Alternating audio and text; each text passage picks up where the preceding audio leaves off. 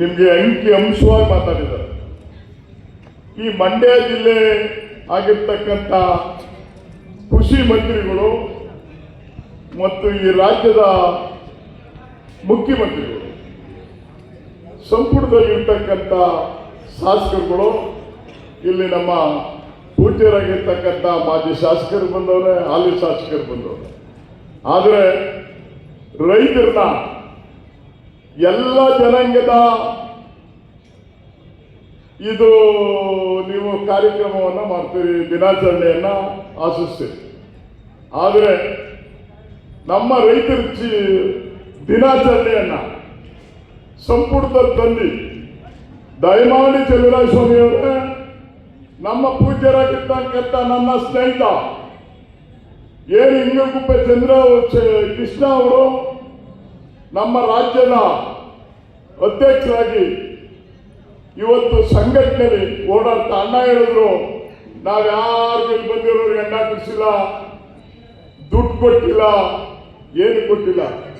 ಇದಾಯ್ತಲ್ಲ, ಇದು ಒಬ್ಬರ ಈ ಹೆಗಲ ಮೇಲೆ ಇರ್ತಕ್ಕಂಥದ್ದು 1 ಕೋಟಿಗೆ 1. ಯಾಕೆಂದ್ರೆ ಅಣ್ಣ ಎಲ್ಲ ಬಿಡಿಸಿ ಹೇಳಿದ್ರು, ಅದ್ರ ಬಗ್ಗೆ ನಾನು ಮಾತಾಡೋದಿಲ್ಲ. ದಯಮಾಡಿ ಕೃಷಿ ಮಂತ್ರಿಗಳೇ, ಈ ಏಕೆ ಮುಖಾಂತರ ನಿಮ್ಗೆ ಎಚ್ಚರಿಕೆಯನ್ನ ಕೊಡ್ತಾ ಇದ್ದೀವಿ. ಕೃಷಿ ಮಂತ್ರಿಗಳಿಗೆ ಮತ್ತು ಸಂಪುಟದಲ್ಲಿ ಇರ್ತಕ್ಕಂಥ ಶಾಸಕರಿಗೆ, ಮಂತ್ರಿಗಳಿಗೆ, ನೀವು ಏನು ರೈತರು ಎಲ್ಲ ಜನಾಂಗದ ರೈತರು, ಅನ್ನ ಕೊಡುವಂತ ದಾತ, ನಿಮಗೆ ಬೆನ್ನೆಲೆಯಾಗಿ ನಿಂತಿರ್ತಕ್ಕಂಥ ದಾತ, ಅಂತವರಿಗೆ ನೀವು ಸರ್ಕಾರ ದಿನಾಚರಣೆಯನ್ನ, ರೈತರ ದಿನಾಚರಣೆಯನ್ನ ಮಾಡಬೇಕು. ಎಲ್ಲ ಪಂಚಾಯತಿ, ತಾಲೂಕ್ ಪಂಚಾಯತಿ, ಜಿಲ್ಲಾ ಪಂಚಾಯತಿಯಲ್ಲೆಲ್ಲ ಆಚರಣೆಯನ್ನ ಮಾಡಬೇಕು.